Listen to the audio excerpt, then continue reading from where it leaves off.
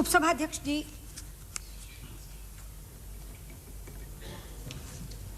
भारत के संविधान की धारा 87 की उपधारा 1 के तहत ये प्रावधान किया गया है कि जब भी नई लोकसभा गठित होगी उसके बाद के प्रथम सत्र के प्रारंभ में और प्रत्येक वर्ष संसद के होने वाले प्रथम सत्र के आरंभ में राष्ट्रपति जी दोनों सदनों के संयुक्त अधिवेशन को संबोधित करेंगे।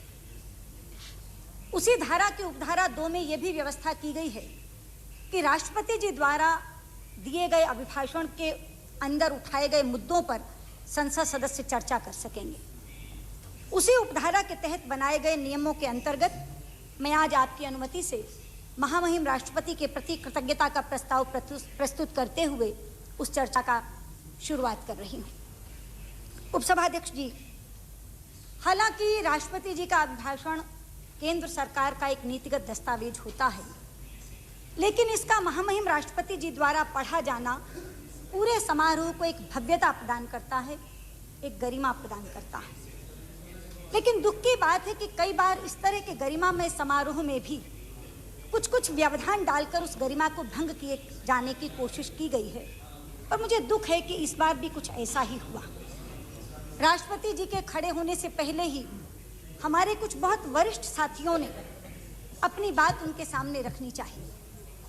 मैं उस घटना को बहुत तूल न देते हुए उसके संदर्भ में केवल इतना कहना चाहूंगी कि यदि हम कुछ अवसरों पर राजनीति करना छोड़ दें तो अच्छा होगा। इससे हमारी अपनी प्रतिष्ठा भी बचेगी और संसद की गरिमा भी। इससे राष्ट्रपति जी का सम्मान भी होगा और एक अच्छी संसदीय परंपरा का निर्वाह भी हम कर सकेंगे।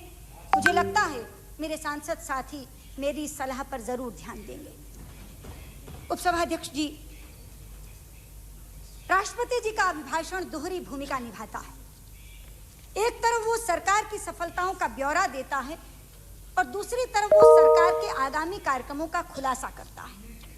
लेकिन चूंकि इस बार ये अभिभाषण इस सदी का आखिरी अभिभाषण था, इसलिए राष्ट्रपति जी ने स्वतंत्रता के बाद की तमाम उपलब्धियों पर गर्व करते हुए हमारे सामने खड़ी भावी चुनौतियों का सामना दृढ़ता और आत्मविश्वास से करने की सलाह हमको दी। और यह भी सुखद संयोग था कि गणतंत्र की 50वीं वर्षगांठ इस साल से शुरू हो रही है, इसलिए उन्होंने हमें अपनी जिम्मेदारियों का एहसास भी कराया। मैं विशेष रूप से राष्ट्रपति जी के इन प्रारंभिक वाक्यों के लिए उनका धन्यवाद करना चाहती हूँ। आदरणीय अध्यक्ष जी, मैं माननीय अनुराग ठाकुर जी द्वारा प्रस्तुत राष्ट्रपति अभिभाषण पर धन्यवाद प्रस्ताव का समर्थन करने के लिए आपके समक्ष उपस्थित हूँ। अध्यक्ष जी, मैं आपका और अपनी पार्टी का धन्यवाद करती हूँ कि इतने महत्वपूर्ण मुद्दे पर मुझे अपना मत रखने का अवसर मिला है। अध्यक्ष जी, ये राष्ट्रपति अभिभाषण ऐतिहासिक है। इसमें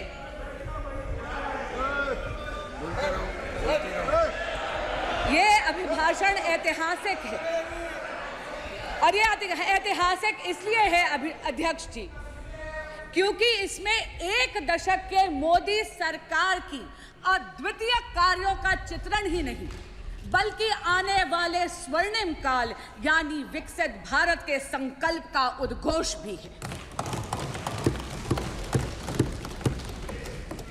मोदी जी की जन कल्याणकारी योजनाओं का असर और उनके विकसित भारत के विजन के जो जनता का अगाध विश्वास था, उसी के कारण से अध्यक्ष जी एनडीए को तीसरी बार जनता ने पूर्ण बहुमत का जनादेश दिया। महामहिम राष्ट्रपति जी ने अपने अभिभाषण के पैराग्राफ 3 में जो कहा है, आपके माध्यम से समक्ष के पूरे सदन के समक्ष पुनः दोहराना चाहूंगी। 2024 का चुनाव नीति, नियत, निष्ठा और निर्णयों पर विश्वास का चुनाव रहा है। मजबूत और निर्णायक सरकार में विश्वास, सुशासन, स्थिरता और निरंतरता में विश्वास, ईमानदारी और कड़ी मेहनत में विश्वास, सुरक्षा और समृद्धि में विश्वास, सरकार की गारंटी और डिलीवरी पर विश्वास, विकसित भारत के संकल्प में विश्वास। मेरी सरकार ने 10 वर्षों में सेवा और सुशासन का जो मिशन चलाया है, ये उस पर मोहर है। अध्यक्ष जी, 1 दशक में ये पहली बार ऐसी सरकार भारत में आई है जिसकी कथनी और करनी में अंतर नहीं है। जो कहा वो किया। धारा 370 हटाई, जो कहा वो किया। भव्य राम मंदिर का निर्माण किया, जो कहा वो किया। CAA लेकर आए, जो कहा वो किया। 1 रैंक 1 पेंशन लाए, जो कहा वो किया।